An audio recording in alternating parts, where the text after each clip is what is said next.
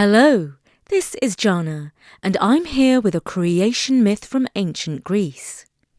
A creation myth is a story that explains how the world began. For instance, in the Bible, we hear that the first humans were called Adam and Eve, and they lived in the Garden of Eden. Well, the Greeks don't have a name for the first man, though they do say he was created by a godlike being called Prometheus.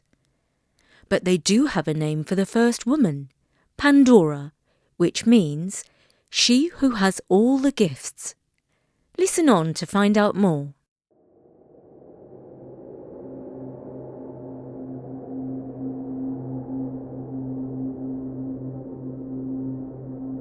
Long, long ago, before humans walked the earth, the world was watched over by Gaia, the Earth Mother of all things, and Uranus, the Sky Father. These were the first gods. They were the elements who did not just make the world, they were the world. These first gods gave birth to a race called the Titans, who looked like humans, only they were giants who had superpowers. Uranus, the Sky God, was afraid of his children, fearing they might rebel against his rule. To keep his throne safe, he imprisoned them beneath the surface of the earth, where all they could do was rage and shake the ground. Now Gaia, the earth goddess, loved her children and wanted to set them free. To help them, she made a sickle. Imagine a shiny, sharp blade curved like a crescent moon. She placed this sickle into the hands of her eldest and strongest son, Kronos. Holding the sickle high, Kronos cried out, "Revolution!" and led the Titans up to the surface of the world. There, he did battle with his father Uranus, and with one powerful strike, he wounded him terribly, defeating him. Uranus limped off the scene, and now the Titans ruled the world. They in turn gave birth to a third generation of gods. Their names may be familiar to you: Zeus, son of Kronos, Hera, Apollo, and Athena, among others. These young gods made their home on top of Mount Olympus and were known as the Olympians. But before too many eons had gone by, the wheel of fortune turned once more. Zeus led a counter-revolution against Father Kronos and the Titans.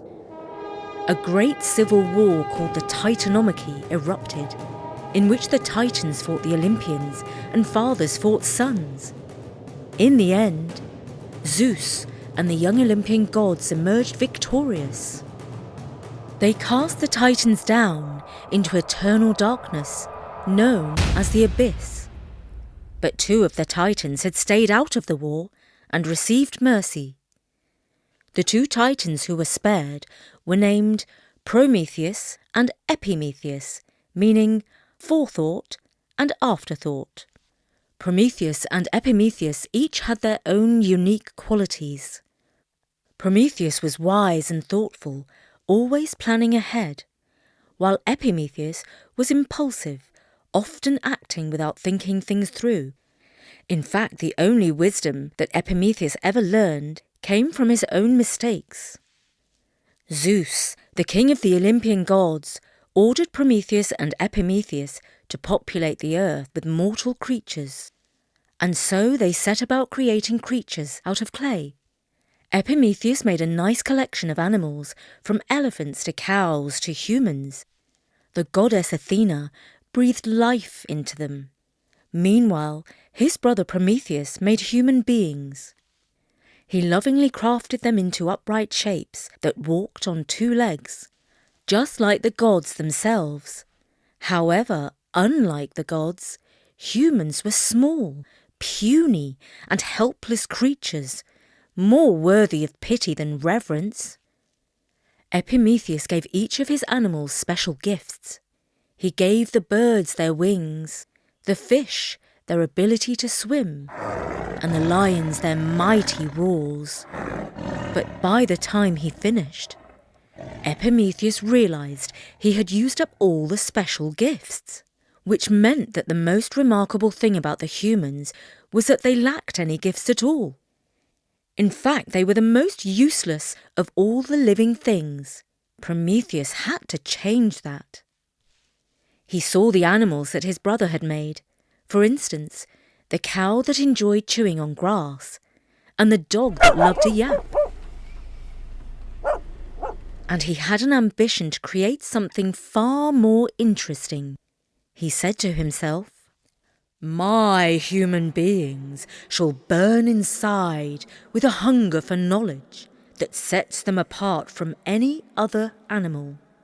He had in mind a heavenly gift, the gift of fire to light up the darkness and make the hearts of humans burn with passion, anger, love, and thirst for knowledge. But there was one problem. Zeus had ruled that divine fire was reserved for gods. He did not want any other creatures to rival the gods for creativity and passion. Prometheus, however, was determined. One night, he climbed up to Mount Olympus, home to the gleaming palace of the gods. He crept inside the palace and approached the sacred hearth where an eternal flame burned. From the fireplace of the gods, he took a glowing ember and hid it inside a hollow reed. Silently, he descended from Olympus and brought the fire down to earth, where he gave it to his humans. They delighted in this wonderful gift and used it to cook meals, forge tools, and keep warm. With light and fire, they gained knowledge, and they began to build civilizations. These were wonderful times for humans. They had everything they needed, nothing to kill or die for.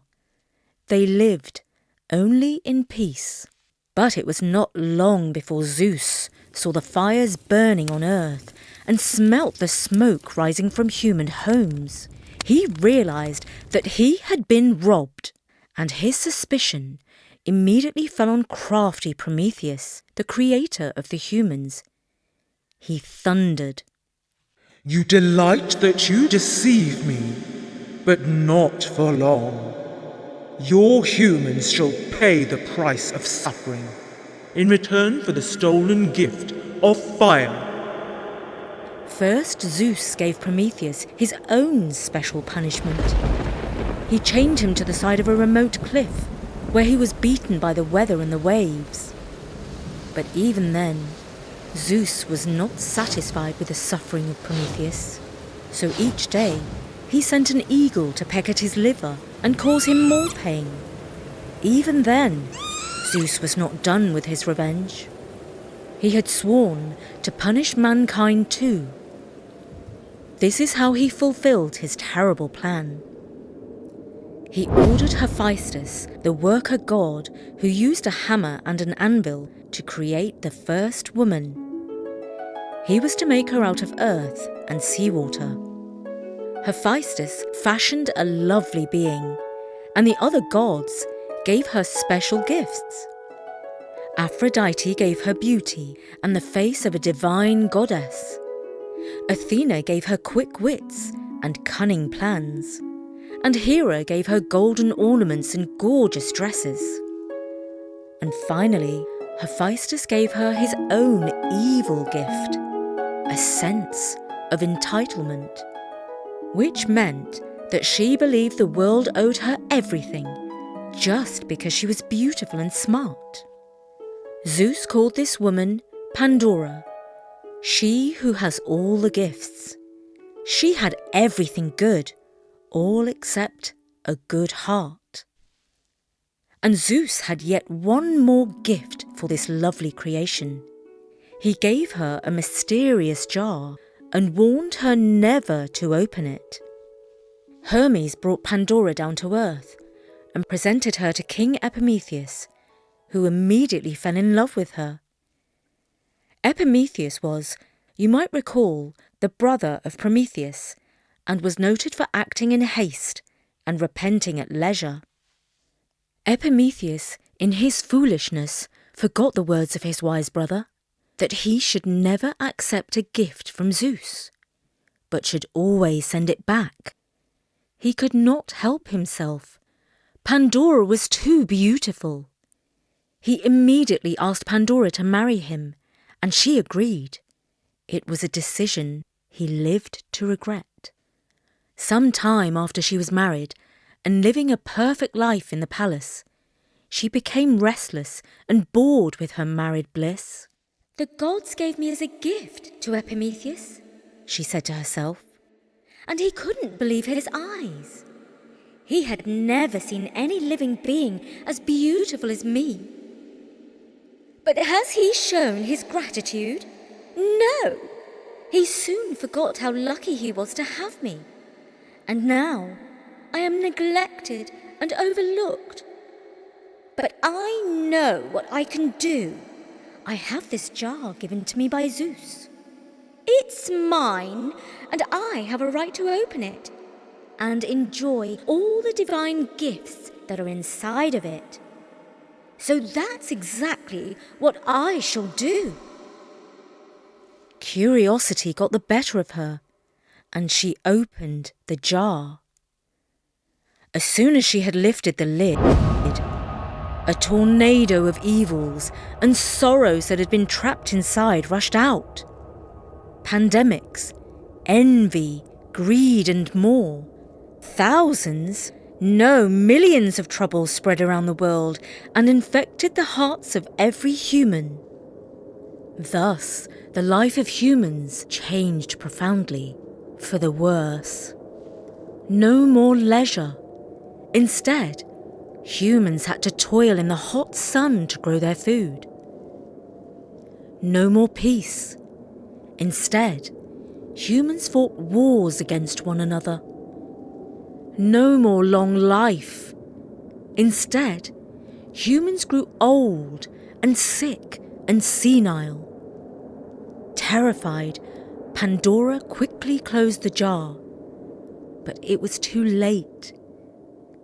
From that day on, humans experienced suffering. Suffering is the punishment that Zeus has given to humankind because we enjoy the stolen gift of fire, a gift that was meant to be reserved for the gods. Only one property remained inside Pandora's jar: hope. Hope was all that humans had left. Some might call it foolishness. Some might call it the emotion that keeps us going. But humans always live in hope that one day life will get better and suffering will come to an end. And that was the story of Pandora, the first woman. We also heard about Prometheus, who stole fire from the gods. These stories were written down by a Greek poet called Hesiod, who lived around 700 to 800 years before the birth of Christ. Hesiod was a shepherd. One day when he was watching his sheep on Mount Helicon, he came across the Muses. Or at least, that's what he claimed. The Muses were the 9 goddesses of inspiration.